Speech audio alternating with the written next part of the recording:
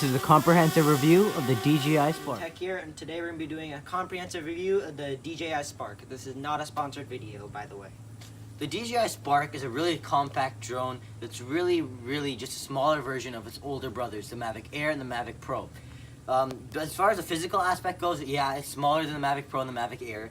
Obviously, the arms don't fold in and out like the Mavic Air or the Mavic Pro. The gimbal is only a 2-axis gimbal, so it goes up and down and not left and right, like the Mavic Pro or the Mavic Air that has a 3-axis gimbal and can do all of that. The sensors on the Spark, you have obviously the bigger sensor on the front and the 2 on the bottom. The 2 on the bottom helps it for landing and force landing, and the front one is just to make sure you don't crash into a tree right in front of you. As far as connections go, well, the Spark comes with the control. Well, it does not come with the controller. If you're gonna get it, please get the controller. If you're looking to do cinematic stuff, if you're just a new person, I suggest using your phone for the first little bit. But the problem with the phone is that controllers are not responsive. You can't fly it really far because phones have like a really bad connection. With the controller, you can get 1.5 mile range and much better cinematics and a lot better controls, and it's very responsive. But I suggest if you do get the controller, get an OTG cable. That is one thing I did not do, and the image transition was weak. The video cache shooting, where it saves into the app, that was very bad quality pictures. It was like it was not 180p based on what they say. I also suggest do get a micro SD card, which can be plugged right into the back of this drone. A lot of perks about this drone, but they come in the Mavic Air as well. It can charge directly into a wall, which is very convenient, which means you can put it in a portable charger in your car. You could actually charge it in your car if you really wanted to.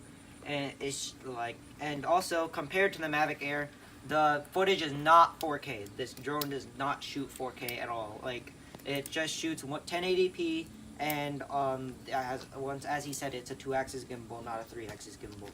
But for me, I don't really use a 3-axis gimbal because I wouldn't really turn left and right if I had it. But that's just probably because I don't have a 3-axis gimbal drone. I just have this one, and I think it's really good. And if you're looking for a lower budget rather than spending like $800 on a drone, if you want to spend like $300. I got this for actually a really good deal on Best Buy, not sponsored, and I really enjoy it. It's a really fun to fly drone, and it's also very easy to control. Anyone could control it. You could get it for a young person and an older person because it's just really easy to fly. yeah, I feel like the Spark is more like a beginner drone, more like the people who want a better, like a sturdier drone, better build quality. Obviously you'd go to DJI, but you'd probably go to if you wanted a better drone, you'd probably obviously go for DJI. And I think this is probably the best drone for beginners. It's really durable. How many times have you crashed it? Like a good hundreds of times. If you get it stuck in a tree and get it out, it still works. I suggest if once in a while, like probably every year or something, replace the propellers because they wear out if you crash it a lot. But otherwise, it's a very sturdy drone, and it's perfect for beginners. Yes, it's a really good drone for beginners. Like my dad could fly it, who's never flown a drone before. My sister, it's just a really good drone. I think the DJI has always been the best place to go get a drone. I think most consumer level people don't look at DJI because it's such a big brand. Obviously they have the beginner drones and go all the way up to professional usage too, like the Inspire 2. So most of the drones, obviously, you don't go to DJI. It's a bigger drone company. Most people don't even know about DJI.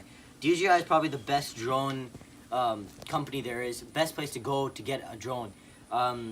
I feel like everyone should get a drone. The only thing I'd like to say about DJI is make more drones, okay? More drones that are friendlier for people, easier to use, more like the Spark. I know it's kind of drones are like a newer thing nowadays, but I feel like if DJI makes more drones, more durable, just like this, I feel like everyone in the world will start having drones in their house. As far as the controller goes, it's just like the Mavic Air's controller, except the things on top, they don't twist off like the Mavic Air.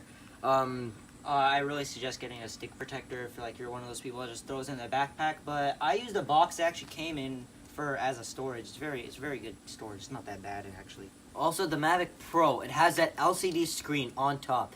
I guess the LCD screen isn't really necessary if you're using a phone, But in case you're not using a phone, it is nicer to use. It will tell you how far you are, how far you can go, your connection, your I think when you're recording, how long you're recording, your pictures, your gimbal. It's just something that's nicer to have there.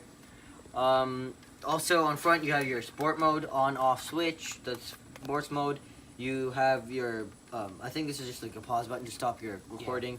On top you have your recording button, you have your picture button, and this is the gimbal. I think gimbal controller. I think this is the most easy to use thing in the world. And for the Spark, that moves the gimbal up and down. Yeah, so up and down. Over here you can customize the button to do whatever you want it to do. I think he has it to go up and down the gimbal. I suggest that you have it as you press the button to automatically go to bird's eye view really fast and automatically put it straight ahead. I really suggest you use that. It's probably the best button to have there. That's most necessary unless you for sure have something else you would like to use it for. Once it's opened up, it just looks like this. Once you have the phone in there, it kind of looks a little bit more full. I have to say that it's kind of difficult using an iPhone 6 Plus or 7 Plus or 8 Plus, or like a Google Pixel 2 Plus XL, or for that matter anything that big. It's just a lot harder to use, like fit in there, because it's just normally meant for a regular sized phone. But it does fit. It just doesn't look as nice because it does like take out a big bulk.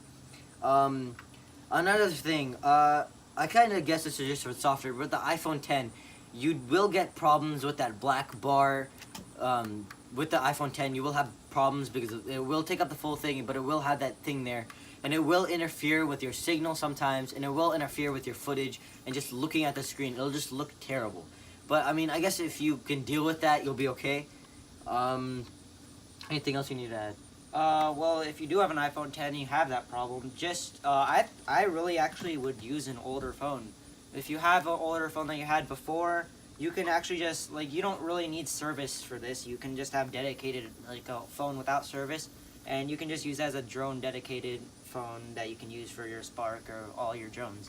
That's actually a very good idea if you have the iPhone 10 and you get very bad connection problems. But if you don't want to buy a new phone, which it can be pretty expensive, you can add there are attachments that you add to the bottom that like kind of lets you use a tablet or an iPad. It's an attachment, it goes in here and it actually pokes out, and you can put like an iPad mini or a large iPad, I guess, whatever iPad you have. It actually, it's kind of like blocks your controls, but the controls are so simple you don't really need to even look at the controls actually directly. You just look at your phone the most of the time. Okay. Well, thank you for watching, guys. This has been Drones and Tech. Please like and subscribe, and leave in the comments down below what you would like to see next. And on we're this also channel. going to provide additional footage right after this.